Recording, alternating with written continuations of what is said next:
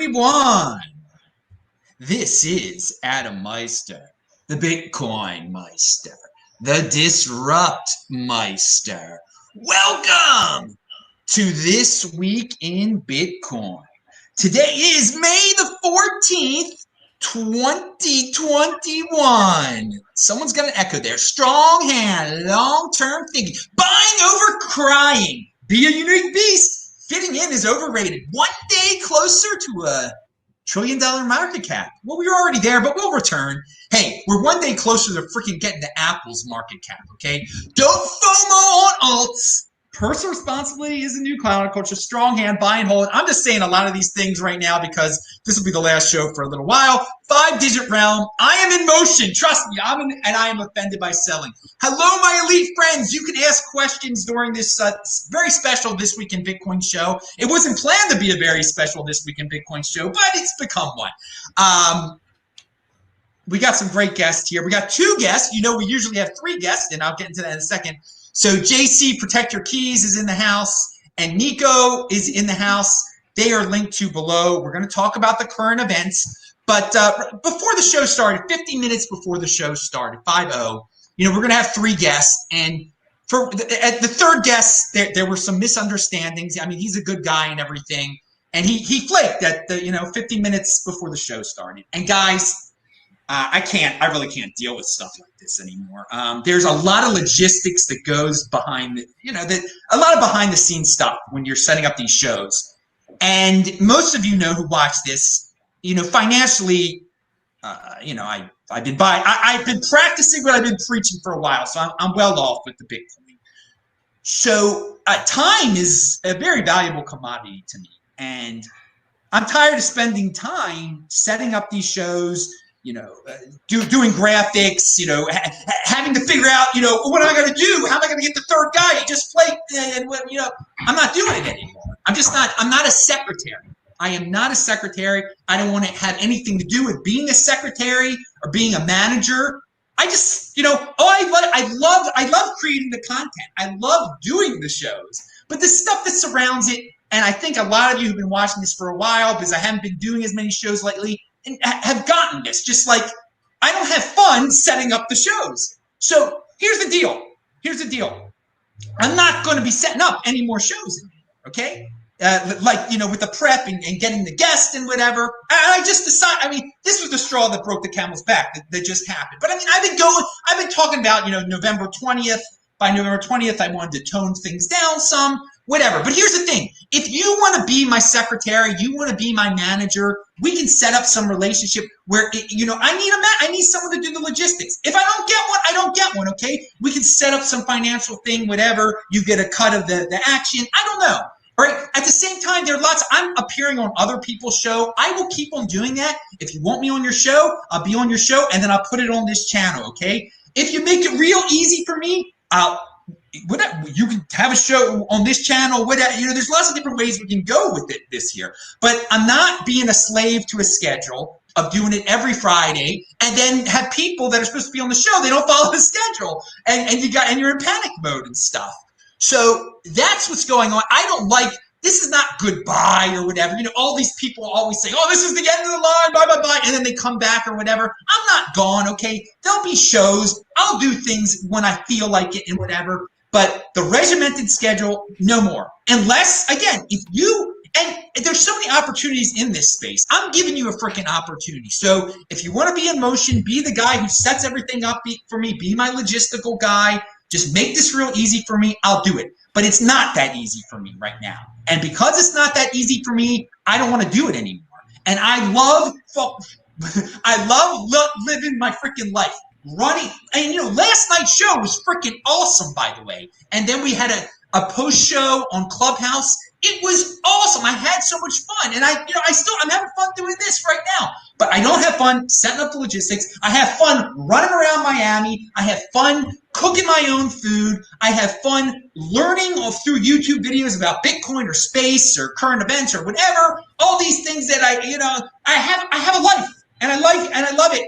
And you only get one life, and I've done really well for myself in this life, okay? Really, really well in terms of finances. And I should really, every moment of it I should be freaking enjoying. And I haven't been enjoying the moments that lead up to these shows. And then, spreading the word on social media. I need a social media manager. I need all this stuff. So I'm cutting it off right now. Until I get all those things, you're not getting regular news shows. That is the summary. But again, I'll appear on other people's shows. It'll get, maybe I'll do some live stuff from the Miami event. We're going to talk about the Miami event. So this is just everything right now has really just been decided in the last, hour or whatever. And it's great that I'm getting it all off my chest. I feel so relieved.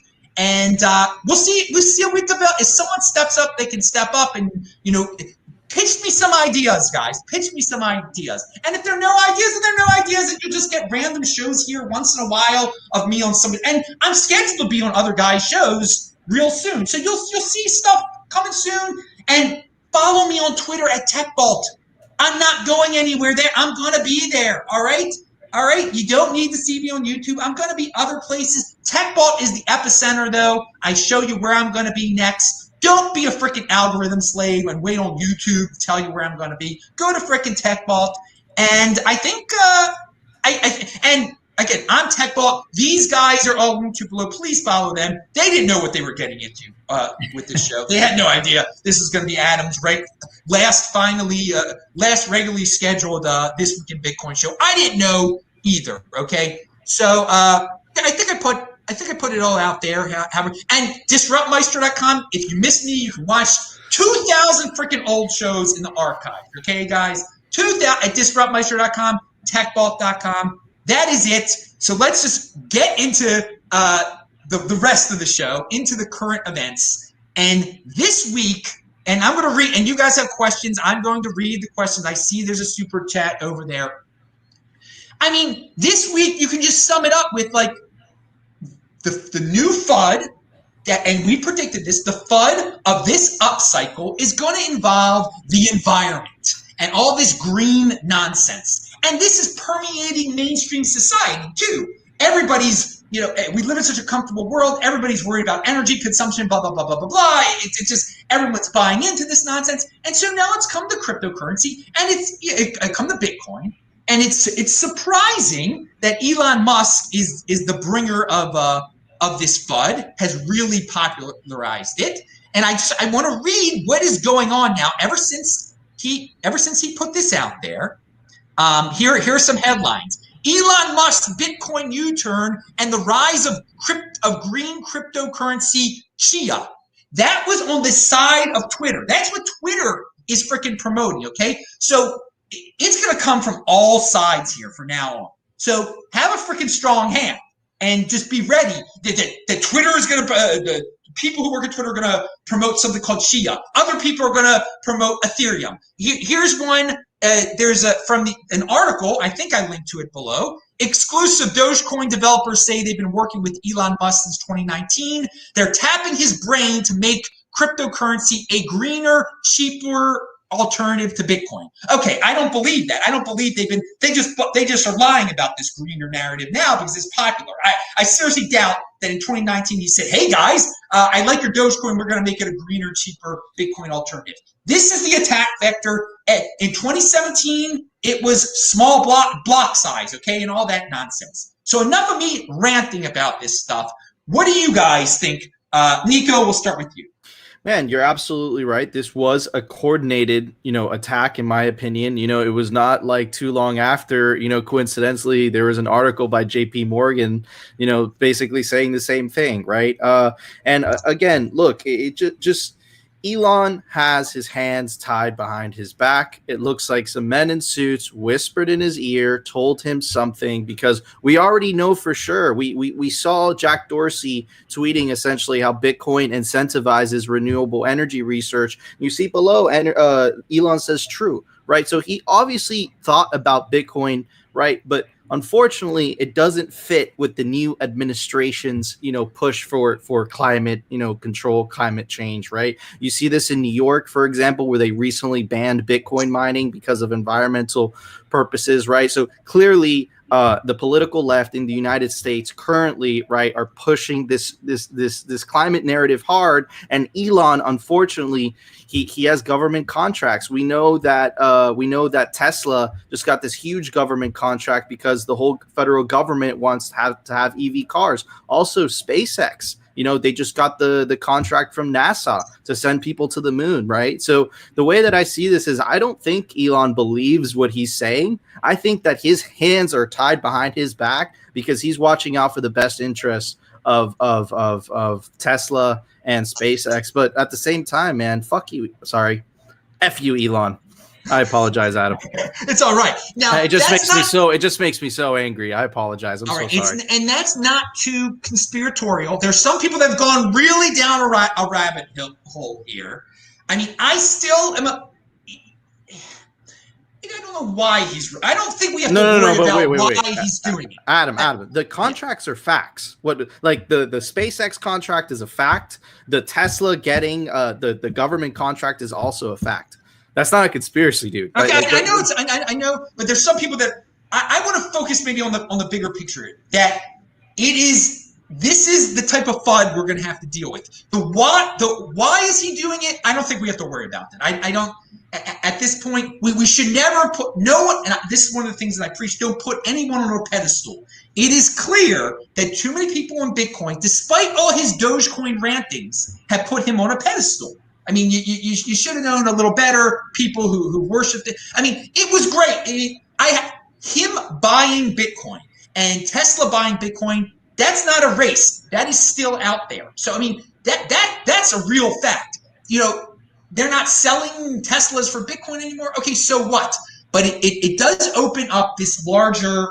What we're going to have to get used to here is that there are going to be so many other entities jumping on this bandwagon now.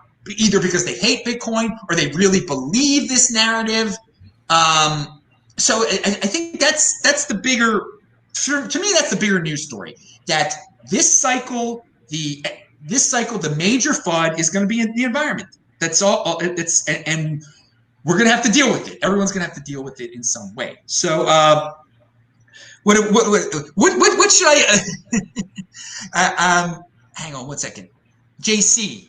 I was going to call you a different name, but JC wasn't called JC. All good. No, I mean, I think Nico nailed it. I mean, I think one of the most, shitcoinery aside, I think from Elon perspective, I'm just really disappointed. I mean, ultimately, it just doesn't take that much time to do some due diligence and be able to see, really like what Bitcoin energy is all about and understand how most of it comes from renewable energies. And it seems like there's an alternative motive here. I think, Nico nailed it. Like, just doesn't seem like, I mean, a month ago, Elon was tweeting about how he agreed with Jack Dorsey that there needed to be, better education around Bitcoin and in the energy sector. So it just seems like very bizarre. And then you saw another story that came out today that said, Square has no intention of purchasing any more Bitcoin because they've, lost 400 million. I mean, I don't even know, lost 400 million in opportunity cost. Maybe I think they invested in Bitcoin, way before it was even like 40K. So I'm just kind of surprised that some of these headlines that are coming out there. It seems like the 2021 run is going to be just completely overtaken with, all of this FUD. So it just seems like that's kind of the case. And, my God, if this is something to push proof of stake, I mean, I want to throw up. It's terrible. Well, okay, so that's another thing. It is the proof of stakers are going to use this to their advantage. All right, and you say, is this going to overtake this bull cycle? It will be the major FUD of this bull cycle, but this bull cycle is continuing. There are a lot of people that think this is going to put a stake in the heart of the bull cycle. Again, I referenced 2017. Did the block size stuff, did that stop Bitcoin from going from $3,000 to $20,000? No, it did not. It was there all along. It was there afterwards. So just people get used to this stuff. And yes, some of these altcoins are going to pump because of this. Ethereum will do well because of this. And what are they supposed to do? Just ignore all this FUD? They're going to use it to their darn advantage. And just people get prepared for it. Yes. Yeah, Jason. I just think that like the one thing I'll note on top of that is just like I think there's going to be so much less PTSD from. I mean, if you think about the 2017 run, we were coming off of like this massive fork. Everyone was like concerned about like Bcash and like obviously it was pumping out of this world, and people obviously some very influential people on the mining side like Jihan were going to push it and like really dedicate a lot of hash power on that side. Like we don't have any of that. All we have is like a bunch of governments and organizations saying that this is going to be a massive problem for the environment. But ultimately, if you do any research, you find that that's not the case. Of course not. I mean, the environmental paranoia that has engulfed the earth, it's insane. I mean, we need to develop. I mean, innovation. This requires energy, okay? And we'll solve if the earth is really falling apart or whatever. Someone will, in the free market, will figure out a way to make freaking money off of it and clean this planet off. But man, are we paranoid? And just I was saying on last night's show that people are living in dung huts in freaking Africa still, and they're going to continue to live in dung huts if we slow down the progress. If we're worried about energy consumption. So many people have gotten out of dung huts all over the freaking developing world because we've ramped up energy consumption, because we've been productive.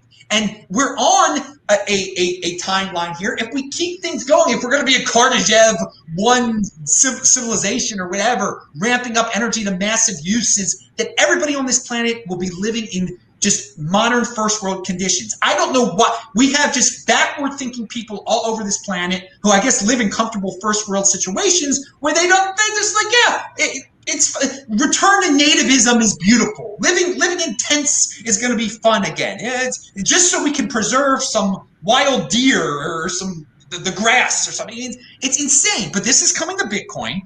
Or it is in Bitcoin right now. This mentality that we have to restrict ourselves. And Bitcoin ain't going to take it. The mining isn't going to stop. And maybe this is going to wake the world up to how insane all of this environmental stuff is. How insane all this global warming paranoia is. And that there's all these like completely, these industries, these worry-based industries, these panic porn industries based around climate change, they shouldn't even exist. I mean, it's amazing. They're government-produced industries. It's rent-seeking. These people are rent seekers. They want the government to put in restrictions so that they can make money off of these. Okay, I've gone on, but it's in our space. We're going to have to get used to it. Nico, do you have anything else to say about a Dogecoin, Elon Musk, environment, anything that pertains to this? And the other thing I wanted to add is that, yes, the FUD, guys, if you're scared, I don't know why people are scared by this. Because to me, it's Groundhog Day. Every week we have new FUD. It's just get used to it. Even during good times, every week we're going to have new FUD. Nico, take it away. Start. Yeah, man. Listen, the climate narrative is clearly, a form of control, and there's a lot of people that a form of control that, and there's clearly a lot of people that buy into it themselves, right? They buy into this idea that, they don't have to take personal responsibility, right? They could have that feeling of moral superiority, right? Fighting this cause, this invisible enemy, right? Before it was called global warming, now it's called climate change.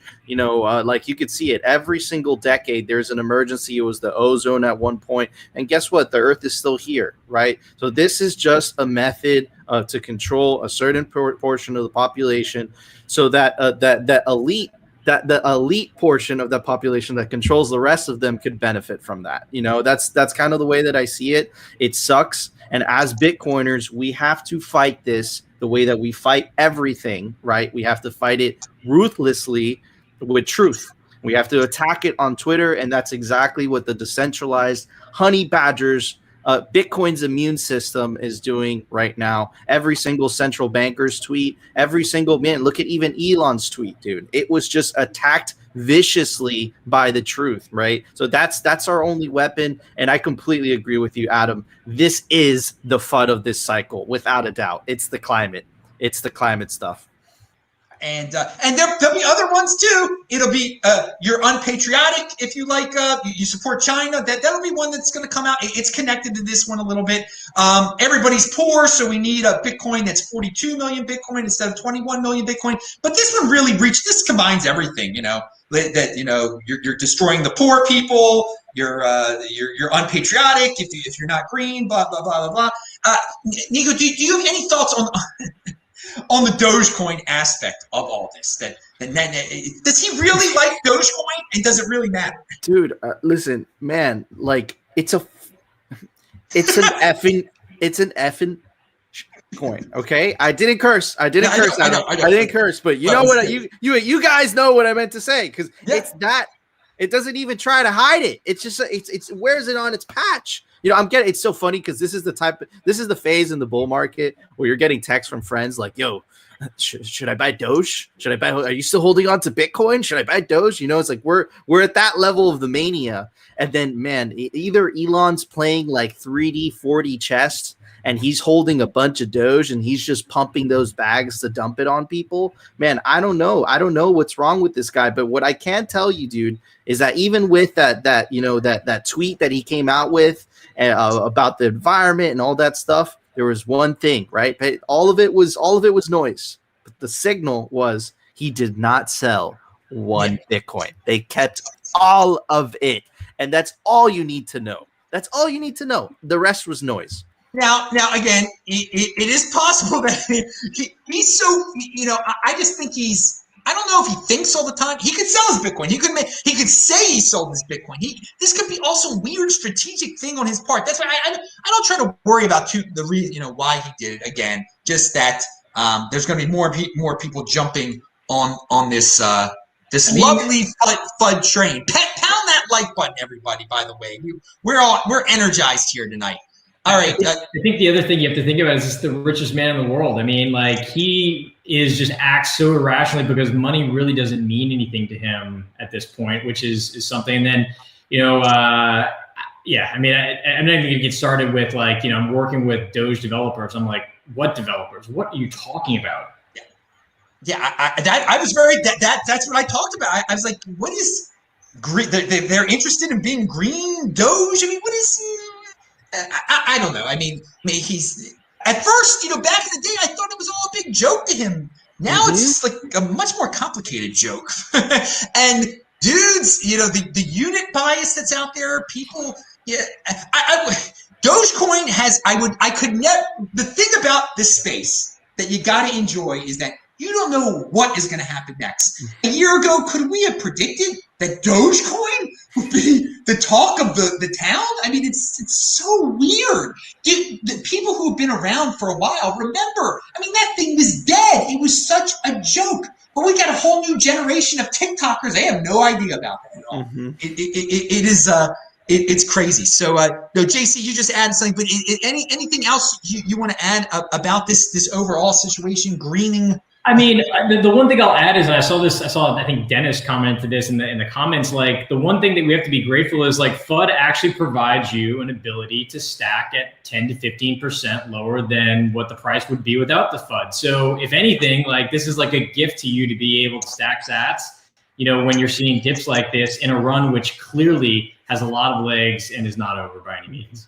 Yeah, that's it. And Nico, would you agree that the run is not over, and that like there are just some short-term thinking people out there that whenever there's freaking bad news, they think the run's over?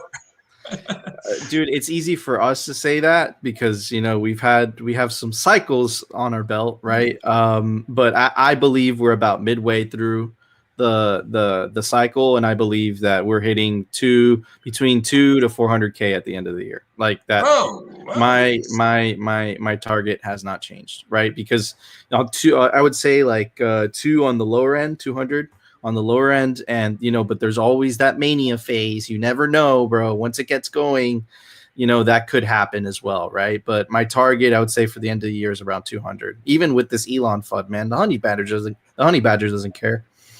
Yeah, and dudes, Elon is a famous dude talking about Bitcoin being bad for the environment.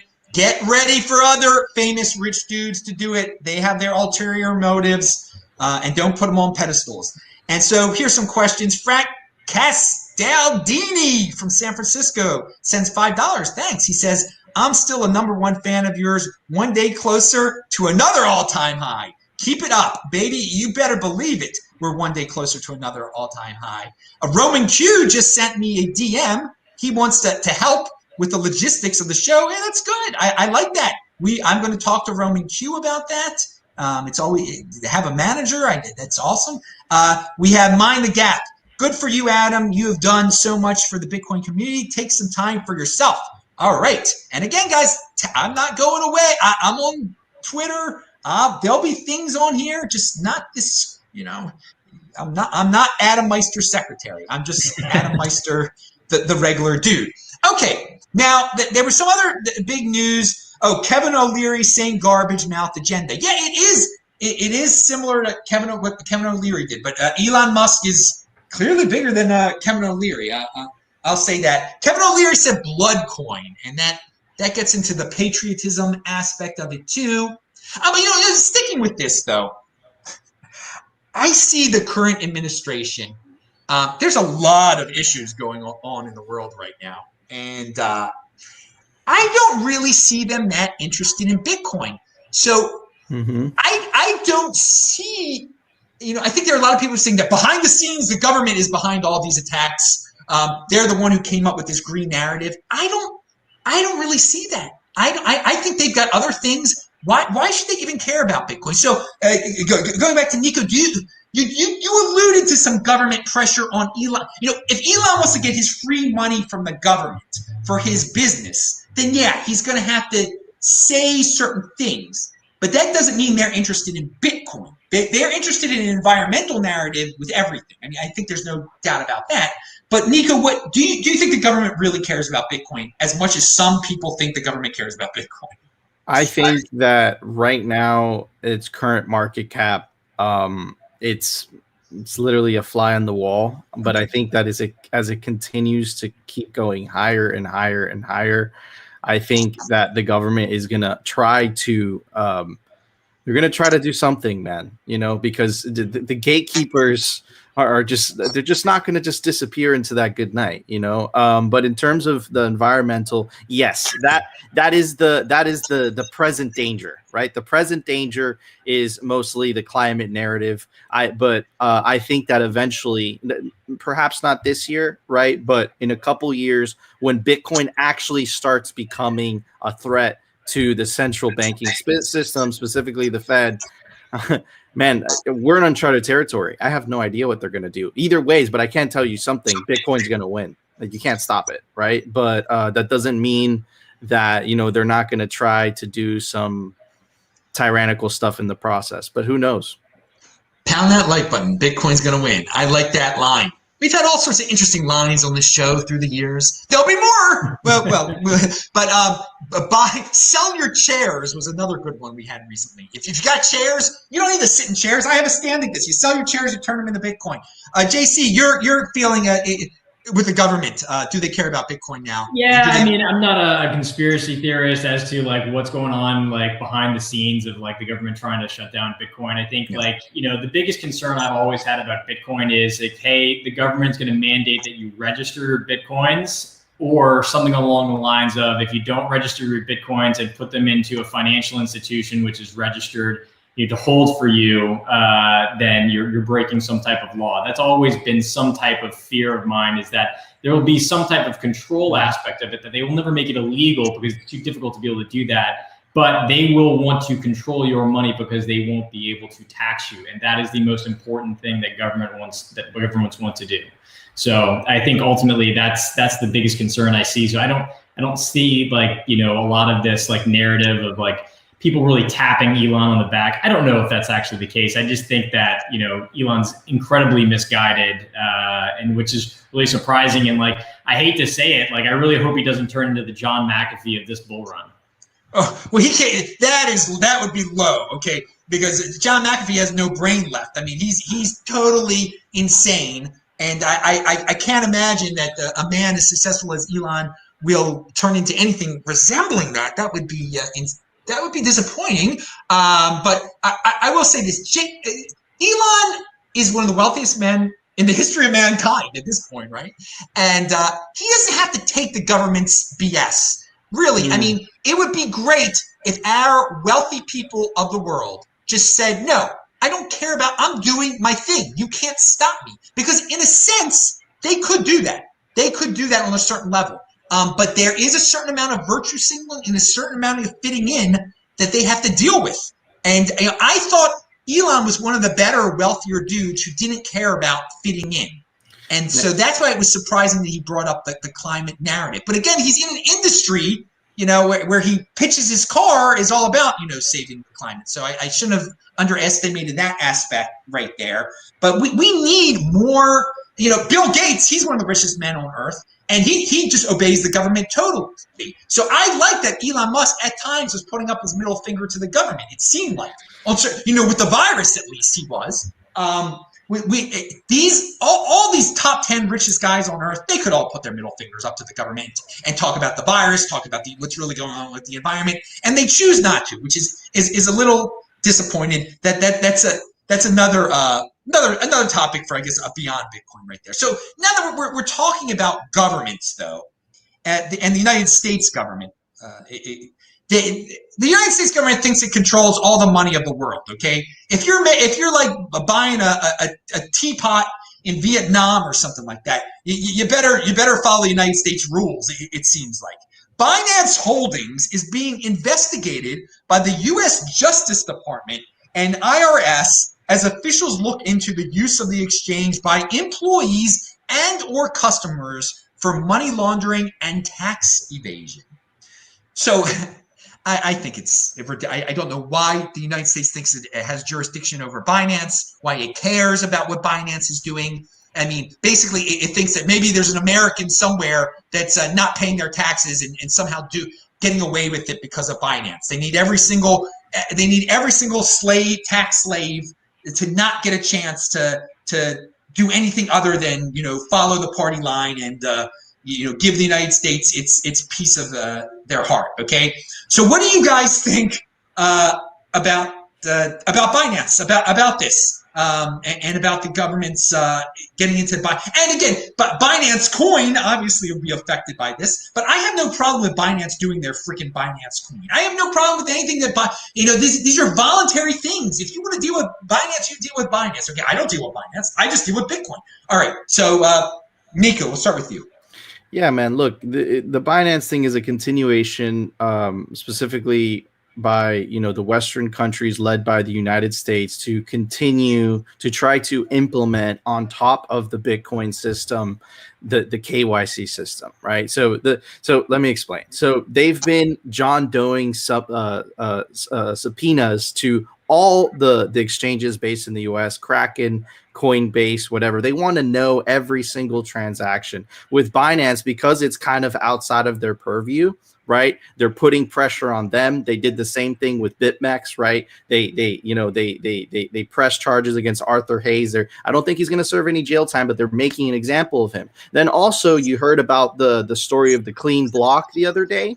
Right. Yes. And that clean block was approved by the Office of Foreign Asset Controls. Right. And the transactions that weren't included in that block were countries that the U.S. currently has sanctions for: Venezuela, Iran, whatever. And then if you look at the Financial Action Task Force recent recommendations for Bitcoin laws, man, they want to make it so that any transaction over $2,500 has to be reported to the government, right? So, man, what they're trying, the gatekeepers are losing control. This is an unwinnable battle for them. They haven't come to terms with it, and that's exactly why we saw that thing with Binance. And the U.S. government is going to continue to mount pressure. Now, here's the problem. And Adam, you know this very, very well, right?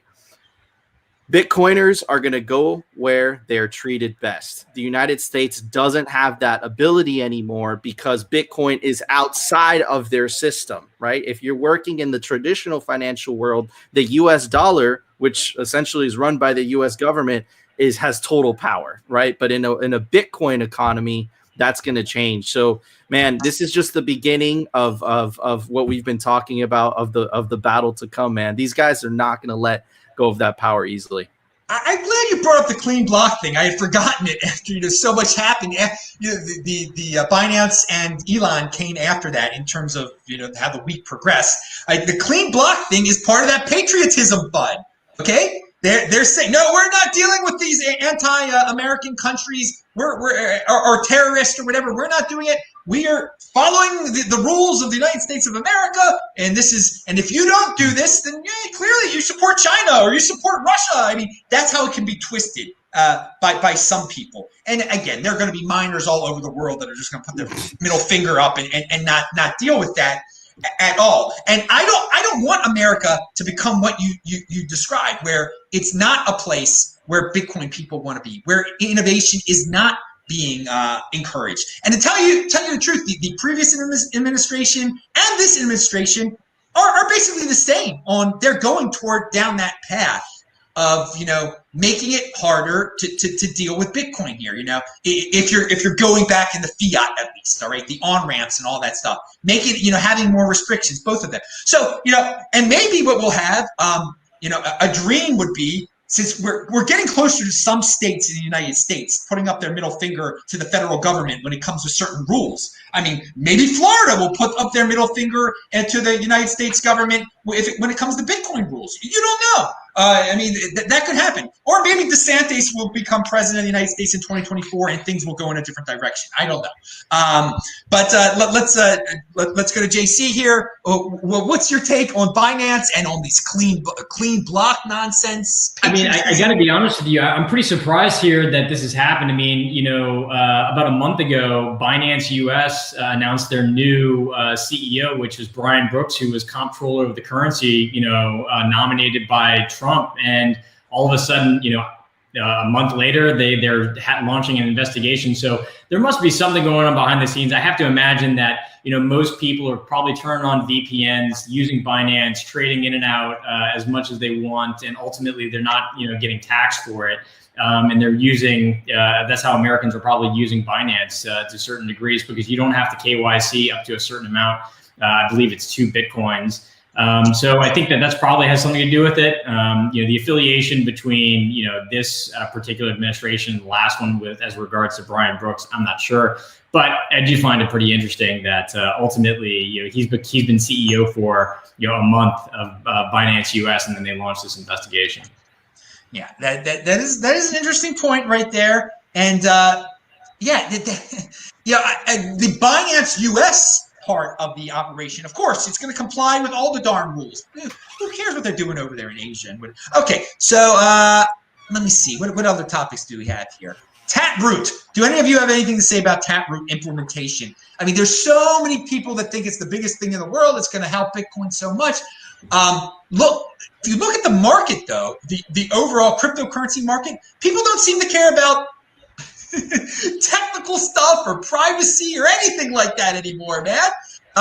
So is it that big of a deal, Taproot? It is for people who know enough about what it does. And honestly, I'm probably not educated enough to go into it particularly, but it is important. I think that there are certain folks, CZ at Binance himself, CZ, if you're listening, you guys need to signal.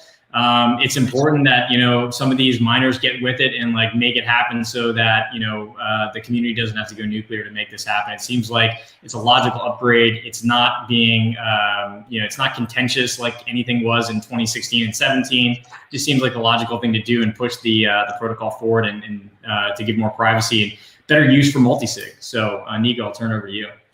Yeah, no, absolutely, man. And look, it just blows my mind, right? Because if you look at Ethereum, for example, Vitalik just said something to the miners and the miners just changed their regulation. But I find it absolutely beautiful that in a completely decentralized manner, right? These pools that don't need to do this, right? Man, you see, I think we're at 60-70% have all signaled for Taproot. That is why Bitcoin. That is what makes Bitcoin different than all the rest. It wasn't like the developer or Brad Garlinghouse was hey, we gotta do the upgrade. No. This was a grassroots effort And man, the plebs, you know, we put some pressure, man. But at the end of the day, the mining pool still has to say, you know, whether this goes through or not. So yeah, man, this is awesome to see. It looks like it's heading in the right direction. In terms of CZ, man, this guy is just, this is the same guy that claimed when Binance got hacked, he was like, he had the audacity to say, "Oh, I'm going to rewrite the chain," you know. So, and then he released a poll on Twitter saying, should we signal for Taproot, which the majority of people said yes, and then he still hasn't done it. Man, this guy's I think he thinks he's, you know, bigger than he is, you know, but Bitcoin has a good way of, you know, very highlighting those people, but it looks very good. It looks like it's definitely it might happen, right? I think we're like 60-70% last time. It's gonna eventually happen. It's just a matter of when. Hopefully it happens. Hopefully it happens without a user activated software. Exactly. That's what I'm trying to say. Taproot.watch, right? That's that shows everybody the progress over there, I believe. Taproot.watch. Go check it out, people. Okay, some other news that happened earlier this week. What is this? We talked about the IRA. Okay. Tether reveals reserves breakdown for the first time since 2014. Oh my! Tether's solvent. Oh, well, it could be a total lie too. For me, that news, all that I think about is like, they can say whatever they want to say. The market has reacted many times. They believe they're solvent. Tether prints up their own money. The market thinks it's worth $1. That's all you really need to know. I mean, the market thinks Dogecoin is worth 50 cents. Why not think Tether's worth $1, even if they don't have anything backing up? But hey, they put it out there. They have the money, apparently, sort of. I mean, if you believe them. I mean, why anyone would hold? There's so many people just that are addicted to the dollar, valuing their wealth in dollars, that they got to play around in Tether. And that Bitcoin is my freaking stable. Okay, I don't see why it isn't everybody's. But hey, they were taught the dollar mentality. They love, so that's good news for the Tether people, I guess. JC, any thoughts on Tether? I mean, I'm just so tired of talking about Tether. I feel like we've been talking about Tether for 5 years. Like, you know, if you're holding your dollar, I mean, Tether is a fiat mindset. Like, if someone tells me that they're holding all their money in Tether, like, it's just like, you know, that's the opposite of like the type of Bitcoiner that I would want to be talking to. Like, you should be holding your money in Bitcoin, not Tether. You know, for traders out there, if they're going in and out of Tether, like, have at it. I just like personally don't think that any of this is like news. I don't think it's going away. I don't think it's going to crash. I think it's $1. It is what it is. Nico? Yeah. Look, think about how funny this concept is, right? So Tether is supposedly backed up, but like where everyone was freaking out about is if Tether's backed up by something. What is it backed up by? It's backed up by a money that they just print out of thin air, right? So it doesn't make sense. Exactly. It's like, oh my God, it's not backed by anything. So you mean it's backed by like garbage, essentially? So it's like, it just doesn't make sense. That's number one. Number two, it's exactly what you said, Adam. It doesn't matter whether they're solvent or not. It matters whether the market says it's $1, and the market continually says it's $1. You know, it's like, that's just facts. You know, so they could come out tomorrow. It's like Tether isn't okay. Let's say worst case scenario. Tether's insolvent. Blah blah blah. Bitfinex goes under. Blah blah blah. Okay, let me ask you something. Where's that Tether gonna go? And the Bitcoin, obviously, for the smart people. Where's that Tether going to go? It's going to go to Bitcoin. And then what's going to happen to the price of Bitcoin? You know, so it's like, it just goes back to this idea that everything's good for Bitcoin, man. That is a good way of looking at it. Hey, it's Groundhog Day again. I mean, the Tether story will never die either, but it's not going to be a major flood attack this time around. It would be interesting to see if there was, you know, if Tether said, well, we're not fully backed, if the market would still say it's $1. I think it would. I think it's very convenient for the traders that use it. They just, it's okay. So they don't have the United States dollar backing anymore, but we think it's $1, so it's $1. It provides a service that we value at $1 each. and thus they will be printing money out of thin air, and the New York Attorney General will be unhappy again, I guess. But I have no problem with people printing money out of thin air. I mean, you're risking. I mean, if the U.S. can do it, why can't Tether? Exactly. I mean, that's the thing. But the Attorney General of New York. The Attorney General of New York wants to move up in the world, and she doesn't think that's New York is going to have fun staying poor, dude. They banned Bitcoin mining. They did the bit license. Kraken said, shout out to Jesse, because that was awesome, right? Man, like, what are you doing? Like, do you want your citizens to be poor? Like, what the hell are you guys doing? Look at Miami. Look how happy you are in Miami, Adam. Look at it. Yes. Look at it, man. I mean, you are speaking the truth right now. This is the bottom line here. New York people are. I don't know if they've been having fun staying poor this last year, being locked up. But, I mean, the contract, it is unbelievable. Most people haven't left their cities. That's the thing. I've been all around the United States. I've seen how it varies from city to city, okay? So the New Yorkers who actually wake up and come down here, they don't leave, man. They stick around. This place is vibrant. I don't know. The leaders of New York are just control freaks on every single freaking level. And there doesn't seem to be any leverage that the smart people have over there to get them to change their mind. So they just leave, okay? They just, in California, they threatened the freakish governor with a recall. And now he's letting up on the the mass restrictions and all that stuff. In New York, I don't know what the leverage the people have, okay? But yeah, it is, New York is, they're authoritarian. Speaking from somebody who left, I've been in New York for 10 years. I moved down to Miami about a month ago. You have sheep and you have wolves. And the fact of the matter is most people are okay being sheep and listening to governments tell them what to do. And the people who are wolves are like, get me the hell out of here. And they move to Florida or they move to some other jurisdiction like Texas, where you have a lot more rights and liberty. Man, I just want to say something, guys. Look, I grew up here, like literally been here since like 8 years old. It absolutely blows my mind that Miami becomes like a potential Bitcoin hub. Like I could have never pictured that in 1,000 years. So, but yeah, man, it's all about what you said, Adam. It's just the people running the city. You see the mayor, Francis Suarez. This guy's on a mission. He's trying to attract business, dude. And DeSantis, the same thing. He's like, hey, listen, states open. And then you see people leaving New York. You see people leaving California, and they're going to Texas and Florida where there's freedom. Like it's just like it's human nature, but anyways. I wanted to give a shout out to Suarez because he put his personal money where his mouth is. He bought Bitcoin. He said that he bought Bitcoin here. I mean, that's what leaders, that's leading by example right there. Instead of forcing the people into slavery, he's doing something, he's not forcing anyone to buy Bitcoin. He's just showing that he did a good thing. He's not a control freak. A lot of things are coming together down here in Southern Florida, or in the whole state of Florida. There are a lot of things that are coming together. It's all revolving around freedom.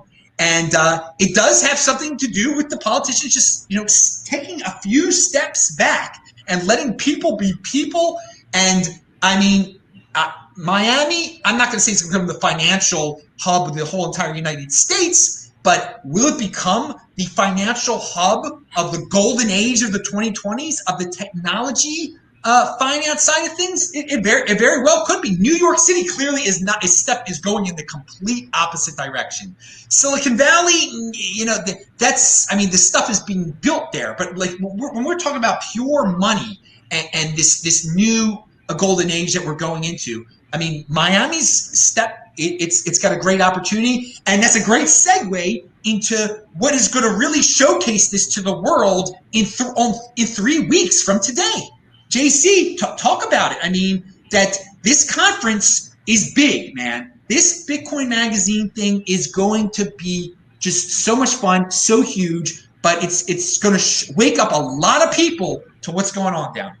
Yeah, I mean, I can't even begin to tell you guys how excited we are about being able to host this event. For those of you that don't know, we were, originally having the conference in California. I've had more conversations with, local city municipalitarians and people, councilmen that say like, look, you can't have your event here. It's just like, too dangerous. And, we reached out to DeSantis, we reached out to Suarez. They opened their arms to us. They said, come to Miami, let's have this event, it's been absolutely incredible to see like the city of Miami just like really welcome this event and want this to become like a Bitcoin, mecca. I think it's awesome. As for the conference itself, it's going to be the biggest Bitcoin event in the history of the world. We're going to have well over 10,000 people. For those of you who can't join, it's going to be live streamed, so don't worry, you'll be able to take part in it. But I mean, this is where, I think everybody for the past year has been dying to get out of their homes and be able to meet with people and be human again and be able to like clink a beer together and have a drink with the Bitcoin community, and they're going to be able to do so at this event. We've got unbelievable things planned. Some I can share, some I can't. But we're totally excited. If you haven't bought your ticket, go to b.tc/conference and get one before they sell out. So obviously, all three of us are going to be there. Nico, your thoughts on this? Yeah, man. Look, I'm so excited. I cannot believe I'm so humbled. Right? I was asked to be a speaker. I'm going to be on a panel with Dr. Bitcoin MD, Nick Can't Mine, and I can't pronounce his name, so I'm not going to try to butcher it. But yeah, man, it's like literally a dream come true. Like I said, I'm a Miami native, so to talk at Bitcoin 2021, like I'm speechless. I'm super excited. I can't wait to meet all the plebs. I can't wait to meet you guys in the flesh. I think it's going to be a good time. And I'm telling you, if you've never been to Miami before and you think you've partied, you have no idea. So it's gonna get rowdy. I'm very excited, and yeah, man. Yeah, it's gonna be like college again. I think we're gonna throw a freaking keg into a pool or something. I don't know what's next. I'm excited, and both of you bring up the very important point about human to human contact that so many people have lost, and that's why for some people that are coming down here, they haven't had real. I mean, I've had human contact. This stuff hasn't scared me at all. But there are going to be a significant number of people. This is their first real event. It's going to wake them up, and just the aura of happiness that's going to come out of this, and normality for certain people. It's cool. And yeah, we will. I'm just wondering, like post. I mean, there's going to be a lot of networking going on. What is going to be born out of this? These beautiful 2 days in 3 weeks. It just boggles the mind. Yeah. And the mayor is going to be there, right? Absolutely. So the mayor is going to be there. He's super excited about it. I mean, he's been clamoring about it with us about how excited he is, and all the buzz around the event. I mean, that particular weekend is going to be insane in Miami because it's the same weekend as the Mayweather fight. Some surprises that might happen around the conference in coordination with that fight, which will be pretty fun that we can talk about in a couple of weeks. But then on top of that, I mean, I don't know if you guys saw, there's a Bitcoin IndyCar that's going to be in the Indy 500 in a couple of weeks. Super excited. That car is going to be at the conference. We're actually going to be showcasing it so everyone can take pictures with the Bitcoin IndyCar. I mean, we've got all kinds of things up our sleeves. Everyone's going to have an amazing time. It's going to be great. I was going to ask about that. Jack Mallers has something to do with that, right? Yeah, absolutely. So Jack is behind all of it. And kudos to the guys at Strike for like making this happen. They're such heroes. They're building such an amazing product. One of the coolest products in the Bitcoin space.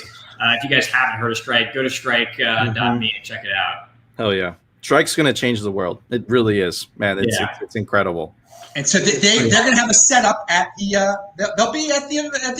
They're going to have a table. Yeah, Jack is speaking. He's on a panel called "Pay Me in Bitcoin." He's going to have like a bunch of like celebrities or athletes that are going to be up on the panel, talking about this massive transformation of key figures in the space, like realizing the importance of Bitcoin and realizing they want to sound money, regardless of the fact that they're paid their salaries millions of dollars a year as baseball players or basketball players or whatever they do. So that's going to be huge. And then, what's amazing is like, we are trying to build a Bitcoin circular economy. Everything that you see at this event can be bought in Bitcoin, which is obviously a tremendous thing. Obviously a lot of people don't like to spend their Bitcoin, but if you want to, you will have the opportunity to do so. Speaking of pay me in Bitcoin, okay? Because there's a lot of people that say, oh, you can't be paid in Bitcoin. No one's accepting Bitcoin. I just, today, I think it was today or last night, I'm a little confused. I was on Alex Berenson's Twitter feed. Alex Berenson is a reporter who's telling the truth about the virus. who all sorts of people want to cancel and try to make lies about, say that he's a anti-vaxxer, this, that, and the other, and just randomly, because I just go to people's feeds and you see what they've written during the day, and he says, I'm now accepting Bitcoin, put an address out there, and in like less than 24 hours, he had 14 people had sent him some Bitcoin and stuff. So pay me. There's all sorts of, and he's proactive. It's before he's canceled. He's setting up his Bitcoin account. And that is, it just, for me, that was like a prime example of why you want Bitcoin. He is saying what he wants to say, but he's just in case he gets canceled, people can still support him and have that address out there. And of course, all these people like Stephen Livera were replying and saying, you got to try Lightning Network, et cetera, et cetera. So that's just a real life example. You said pay me in Bitcoin. It just first thing that popped into my head right there. So yeah, it's going to be a great event. I want to talk about one last thing here, social media wise here. I last night I had a blast actually on Clubhouse. Have you guys tried that at all? Clubhouse? Yeah. Clubhouse is great. I mean, I think it's definitely a place to be able to hang out with the community, especially in like COVID times. It's been incredible. Nico, any thoughts on Bitcoin Clubhouse? I've done a couple panels. It's very awesome. I did one with Denver Bitcoin. I also did one with BTC Sessions, and you just get a bunch of noobs in there, and they start asking you questions, and you could pull them away from the crap coin scams. Because a lot of the rooms are just XRP is going to go to 1 million. It's just stupid stuff. So it's important to have Bitcoin rooms. I think the Swan guys are doing an incredible job. Having cafe, I think the Cafe Bic or something, I forget what their room was called, but they're always there. And it just goes back to, man, we have to win this information war. We do that by being constantly on Clubhouse. I'm a content creator on YouTube, and Adam, unfortunately, is leaving us, but he's going to find an assistant and he's going to come back because we can't leave. Adam can't leave us. He's too valuable. I will be around the social media ether. It ain't over till it's over. It's just the logistical crap is a nightmare, and I'm not dealing. I'm no secretary. Adam is no secretary. He's a content. He loves the content, and I look. You mentioned BTC Benny and Denver Bitcoin, best freaking guest in the space on the This Week in Bitcoin show. And once I get my helper, hopefully we'll be back doing this. The archives, you can see all the freaking best. BTC Benny's been on the show so many times. He probably has been on it more than anyone. You guys have been on this show before many times. Denver has been on it. I love hanging out with these dudes, and I'm going to really love hanging out with these dudes in person. I mean, that's some great stuff here. So let's get into a final thoughts here on this special show. Any topics you guys want to talk about? Again, they're all linked to below. Obviously, JC, you're working on the event, but you could talk about that or anything else you're dealing with now. Anything you want to promote? No, I mean, ultimately, the thing I just want to sign off with, guys, is like we're living in a truly special time right now. Getting to live and breathe Bitcoin is one of the coolest things that I can ever say I'm a part of in my lifetime. If you have the opportunity to buy Bitcoin at a rate in which we believe it's going to go much higher, now is the time to buy. And this is an amazing opportunity for everybody out there. So that's all I'm going to say. All right. And we do have a comment here for Zia Montwi. He said, let me take this opportunity to say thanks for everything, Adam. Much appreciated. I look forward to seeing you here and there. Go and live your life, my friend. Pound that like button, people. Shabbat Shalom, baby. No, it's not over yet, though. I said Shabbat Shalom, as I do every Friday, because I try to have a peaceful Shabbat. But let's go to Nico. What's up with you? Any stories you want to tell? Yeah, man. Dude, just guys, like I've been saying, it's just so important that we keep fighting this war with memes, with truth on Twitter. Whatever you do, if you're a content creator, if you're just a pleb hanging out on Bitcoin Twitter, man, it's just that engagement is just so important, and spreading the truth, man, and showing people that there's a better way. And of course, if you want to hear news from two simple Bitcoin plebs, definitely consider subscribing to Simply Bitcoin. It's not as awesome as Adam's show, but hopefully we'll get there one day. And Adam, thank you so much for having me on, bro. It's an honor to be on one of your last shows before you find an assistant. Seriously, thank you, Adam. Now your partner in crime, Coin Icarus, right? I was just on I was on his podcast. It's going to debut this Sunday or something like that. So that show's already recorded, and it will debut on my audio only eventually too. So I mean, there's already quote unquote new stuff with me coming up that you guys haven't heard, but it's I won't be making. He made it easy for me. He recorded the whole thing. He's going to send it to me. You have to come on Simply Bitcoin, man, one of these days. Yeah, I'll come on everybody's darn show, man. You make it easy for me. And speaking about other people's show, UK BitcoinMeister, I've been on his show. He says ditto on that. BitcoinMeister has been instrumental in my learning the past 4 years. Well, UK BitcoinMeister, I love you, man, and keep on doing what you're doing. And all you content creators, if you love it, if it's not a pain in the tuchlis, keep on doing what you're doing too. But if it becomes a pain in your tuchlis, don't do it. Figure out a way to make it easier on yourself, but enjoy your freaking lives. And Shabbat Shalom, everybody. Have a great Shavuot. The Jewish holiday of Shavuot starts on on Monday, Sunday night, whatever it starts. Everybody enjoy that. Everybody in Baltimore, enjoy the freaking Preakness. I don't know if you're allowed to go to the Preakness this weekend. I don't know what the restrictions are. I didn't even look into that. I mean, we're talking in Miami. It's so great. There's going to be so much going on. There's going to be a big fight. There are no restrictions on going to see the fight in Miami, right? Everybody piles in there and everything like that. But Baltimore, there's a big horse race this week. Those of you familiar with the Kentucky Derby, the Preakness is what follows it. And we used to party like freaking rock stars on that. I didn't. The people used to party like freaking rock stars on that infield in Baltimore, and sadly, I know they won't be doing that because of all these stupid restrictions. And I do want to say another thing about the Miami event, people, before I sign off, and that is, it's all about planning in advance here. I booked this Airbnb so far in advance. It's going to probably be pretty expensive to stay here if you haven't booked your thing yet. If there's going to be a fight going on at the same time, that there are other events. So people have always asked me, well, Adam, how do you live this lifestyle and not sell any of your Bitcoin?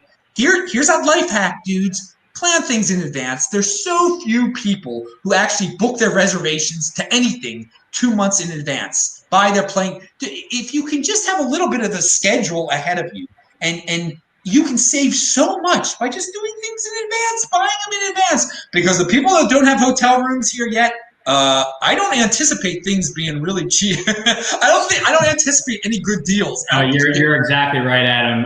In fact, my team is chirping at me right now about the fact that we run out of hotel rooms. So, guys, start looking at Airbnbs. Figure out your travel. Adam, thank you so much for having me. I got to bounce, but look, it's amazing to be a part of this show. Thank you so much. All right, dudes. That is the end of the show. I'm Adam Meister, BitcoinMeister, the Disrupt Meister. Subscribe to the channel. Follow me on Twitter at TechBalt, TechBalt. That's real important because you'll know when I'm going to be back and where you can see me next and all this. I do love everybody and all the support. Shabbat Shalom. See you around, dudes. All righty. Let's end this stream. Thanks, guys. Let me end it here.